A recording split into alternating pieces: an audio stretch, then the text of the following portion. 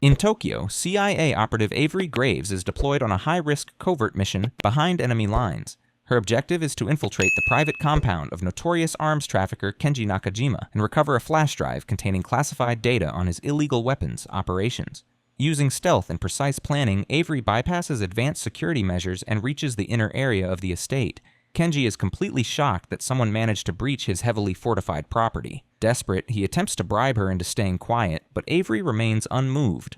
Her focus is on the flash drive secured inside his safe, and she refuses to leave without it. Initially, the operation proceeds smoothly, but everything escalates when Kenji's backup arrives, turning the mission into a violent confrontation. Kenji manages to flee with the flash drive, and Avery is shot in the leg during the chaos. Despite her injury, she refuses to retreat and chases him down, battling her way through numerous armed guards. In the end, Avery recovers the flash drive and kills Kenji inside his own mansion, completing the mission at great personal risk. After completing her dangerous mission, Avery returns home and resumes what appears to be a normal, quiet life with her husband, David. To him, she is just a government employee working in consular security, and he has no idea about her true role as a covert CIA operative. Avery keeps her double life strictly hidden, while David works from home, handling cargo logistics and records from their living room. To celebrate their wedding anniversary, David prepares a special dinner, but Avery, craving a break from the secrecy and pressure of her job, suggests they go out instead. They drive along a familiar road, the same place where David once proposed to her. During the drive, David talks about a vacation they have been postponing for a long time, and for Avery, the thought of finally spending real time with him feels like a much-needed escape. The next morning, before leaving for work, Avery asks David to keep the weekend free. She plans to request time off, not for an operation, but for their relationship. She tells him to start preparing. This time, she wants their time together to be genuine and uninterrupted. Back at CIA headquarters, Avery meets with her supervisor, Jarvis, to go over the intelligence recovered from Kenji Nakajima's flash drive. The information confirms something deeply troubling. Kenji's company has been supplying weapons to terrorist groups throughout the Middle East. However, the most shocking revelation is the identity of the person orchestrating these operations. Callie, a notorious assassin known across the world. Jarvis is disturbed by this discovery, especially because Callie's recent activities don't match his usual pattern. While Avery was in Japan, Callie was responsible for killing members of the Russian triad who had crossed one of his clients. Before that, he eliminated 2 undercover agents in South Africa with extreme precision. Jarvis believes these killings are not random acts, but signs of a much larger plan unfolding behind the scenes. He also mentions that someone named Callie recently carried out another hit for the Russians, fulfilling a contract connected to Callie. Over the past year, Callie has been operating differently than before, focusing almost entirely on contracts from the Russian mob.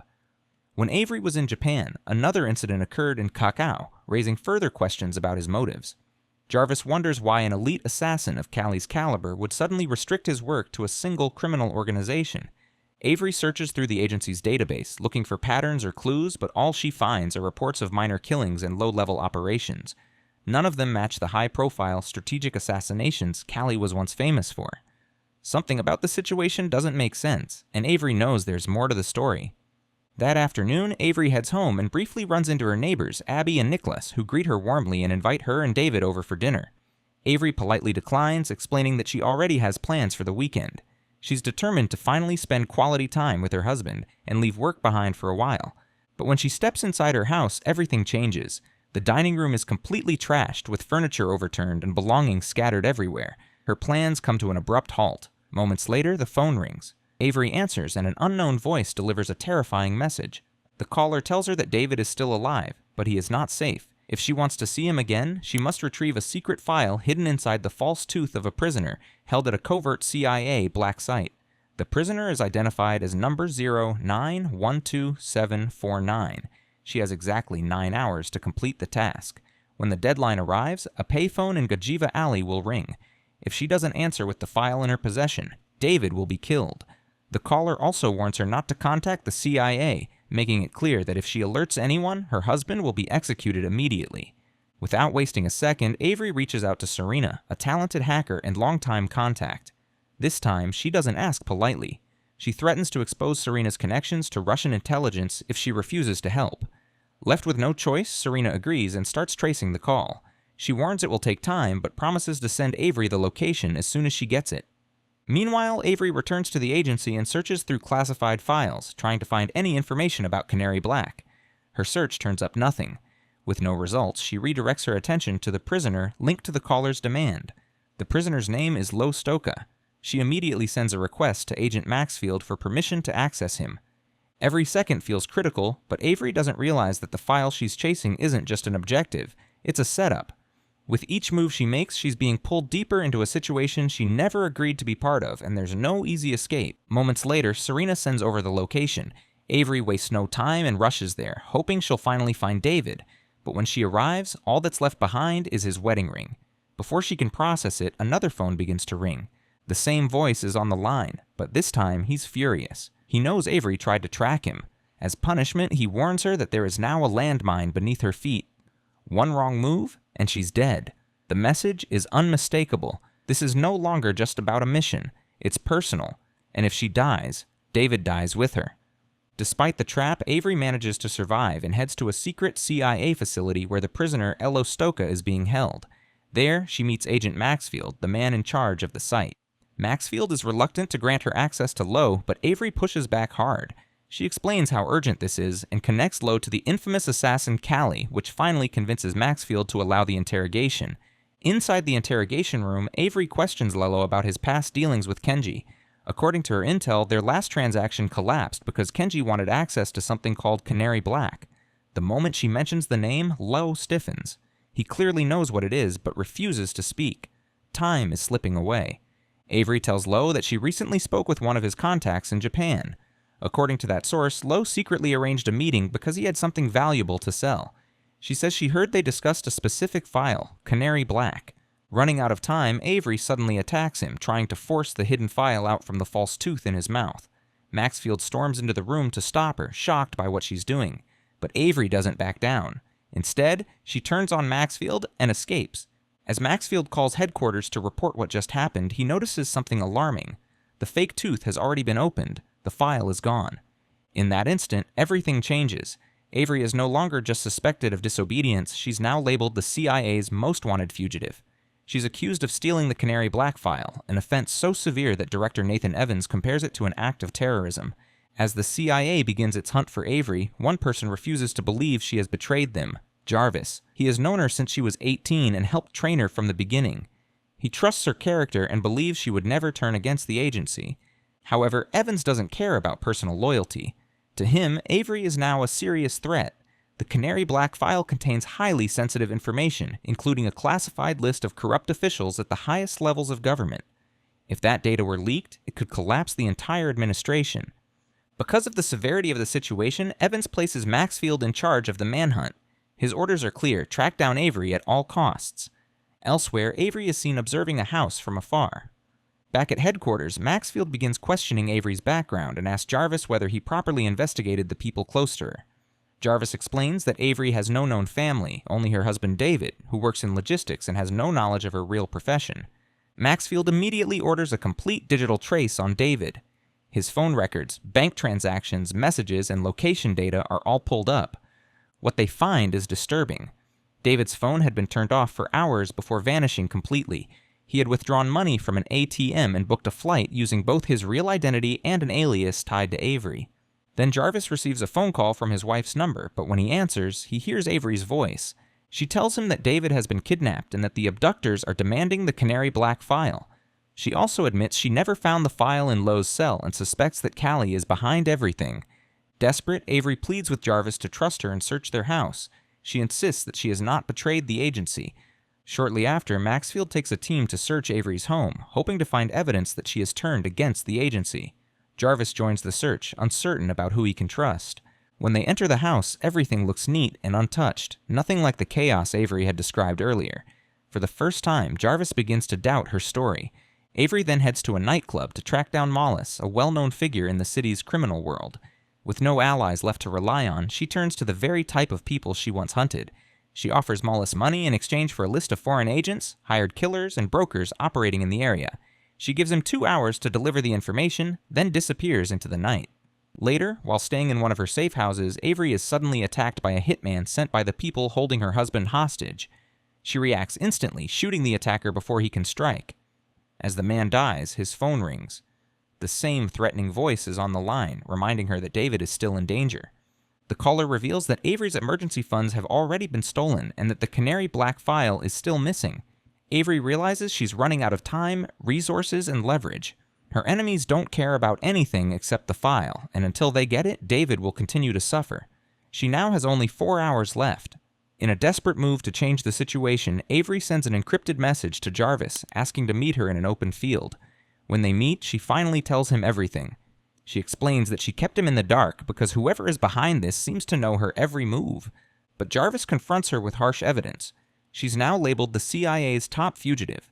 Her house showed no signs of being ransacked, and David disappeared shortly after buying 2 plane tickets, one under her name. Avery refuses to back down, insisting she's being framed. She demands to know what Canary Black actually is. Jarvis finally reveals the truth. It's a classified database documenting corrupt actions committed by high-ranking government officials. He urges her to surrender, saying it's the only way she can prove her innocence. What Avery doesn't realize is that Jarvis has already called in a team to arrest her. Agents suddenly surround her and take her into custody, transporting her to CIA headquarters for interrogation and to recover the missing file. Before they can reach their destination, their convoy is ambushed by unknown attackers attempting to extract Avery. After the crash, she wakes up to chaos, escapes the wreckage, and grabs a weapon. She fights back, eliminating the attackers one by one. But when she sees the face of the man she just killed, she freezes. It's Niklaus, her quiet, friendly neighbor. Back at CIA headquarters, Jarvis is hit with another devastating update. Reports confirm that David never boarded his flight to Vienna. Moments later, a photograph is placed on his desk. It shows Niklaus dead. Jarvis recognizes him immediately, and the situation becomes even more serious. Meanwhile, at the remote hideout, David is still being held captive.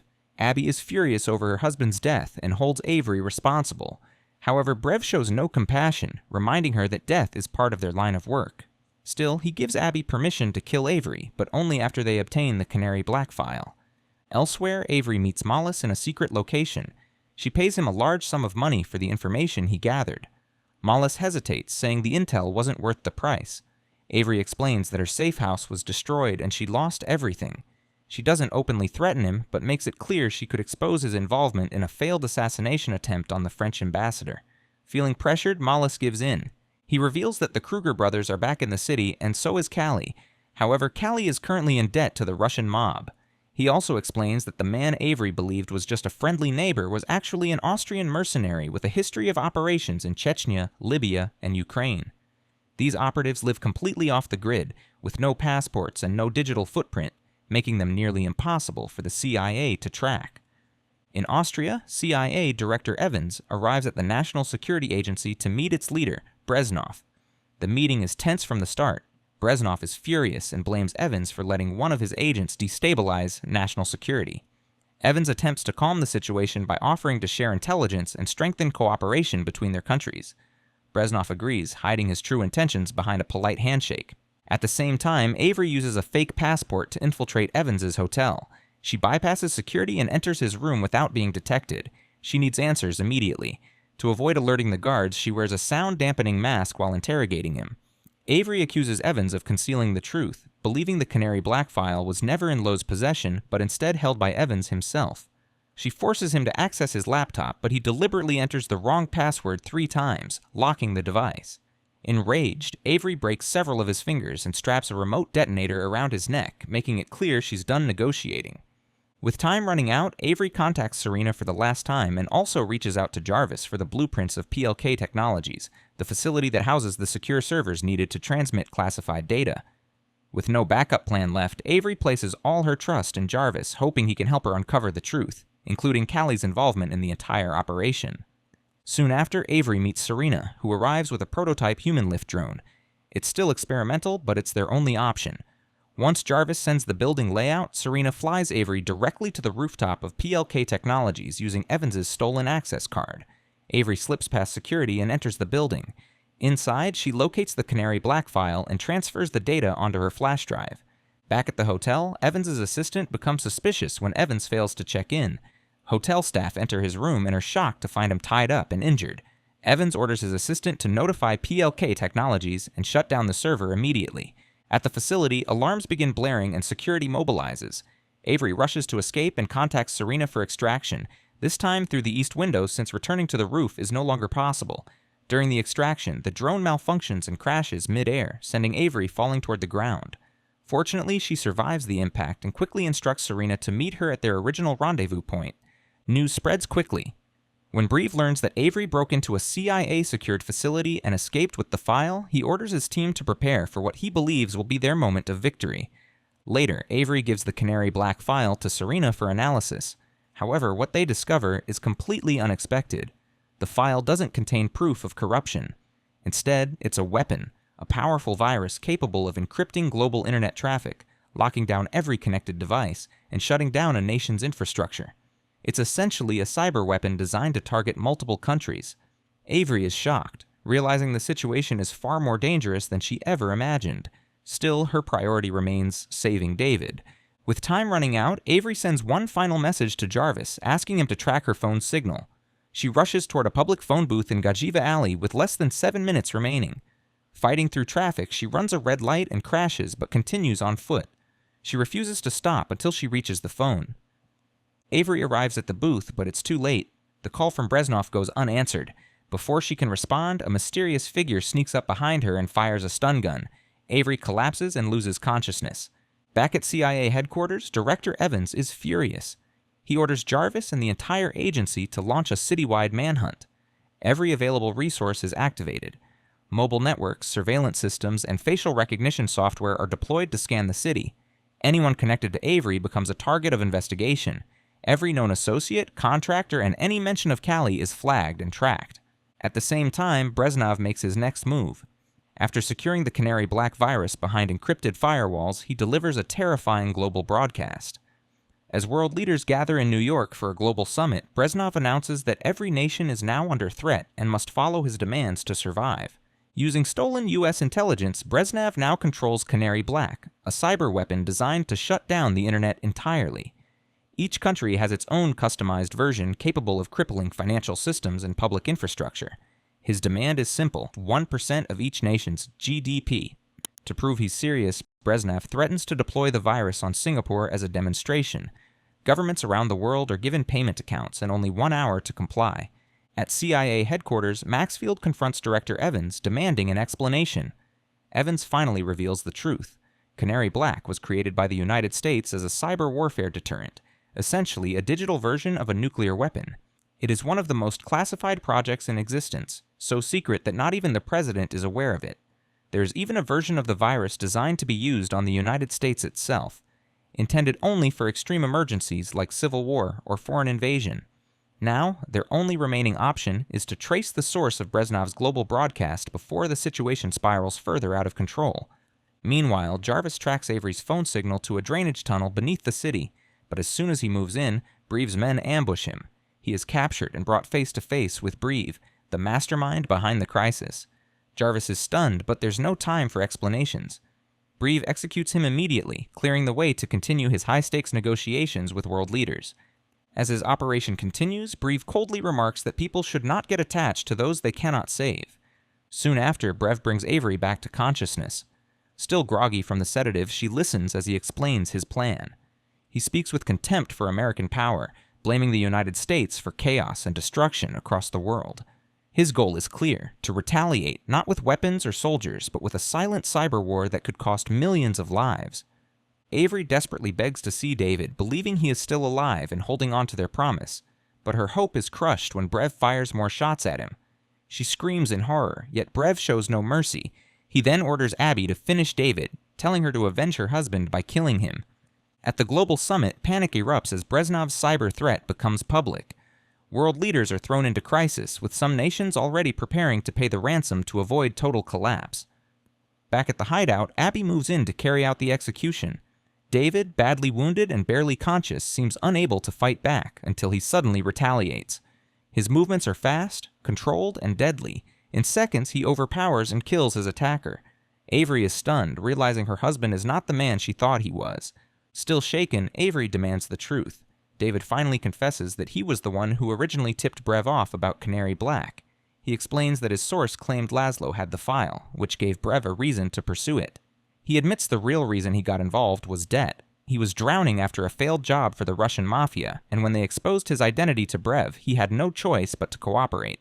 He apologizes for lying, insisting that his feelings for Avery were genuine. Then he reveals the final truth: He is Callie, the assassin Avery has been hunting all along. Now he asks for a second chance, hoping to make things right. At the same time, the CIA is in full panic mode. They attempt to trace the hackers, but the signals keep jumping locations, changing every second. Global tensions continue to rise, and many nations now believe the United States is responsible for the chaos. In response, Evans issues a new directive to locate Jarvis, whose phone was last active in the city. A tactical unit is sent to the location. Avery is devastated when she learns that Jarvis has been killed, but she has no time to mourn. The mission must continue. Nearby, David, though injured, finds a control panel and begins shutting down the facility's power systems. Avery storms into Breves' command center and opens fire. Chaos erupts as Breves' team tries to restore the server systems. One man is already wounded and bleeding as Avery pushes forward. Breves makes a final attempt to stop her, but she fights back with everything she has and ultimately defeats him. The data transfer is stopped just in time. After the battle, Avery confronts David again. He asks for a fresh start, promising no more lies or secrets. But Avery knows the damage is already done.